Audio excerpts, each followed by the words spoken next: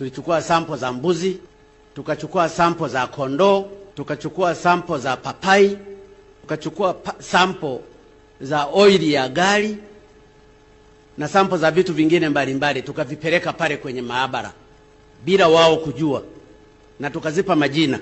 Sample ya oili kwa mfano iliyotoka kwa gari tulilipa jina ya Jabiri Hamza mwenye miaka 30, male.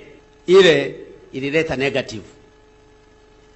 Tulipopeleka sample ya fenesi ambalo tuliipa jina la Sara Samuel miaka 45, female,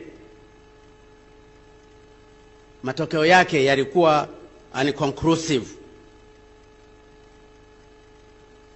Tulipopeleka sample ya papai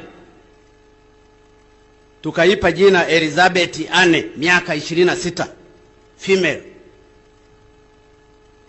papai lile lilikuwa positive kwamba lina corona. Maana yake maji mle ndani zilizotolewa mle kwenye papai ni positive. Tulipeleka sample ya ndege Kware, imekuwa positive. Tumepeleka sungura, ikawa determinant. Tumechukua mbuzi, akawa positive.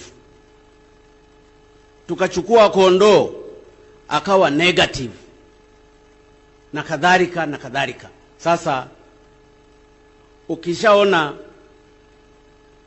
umepeleka sample ukamwambia huyu ni binadamu, halafu ikaji ikaletewa positive kwamba ina corona, maana yake labda mapapai yote yale nayo yangewekewa isolation. Ukipeleka mbuzi za sample nazo zikawa positive, maana yake mbuzi wote tulionao hapa labda by assumption, au huyo mbuzi waliopelekwa nao walitakiwa wapewe kwenye isolation.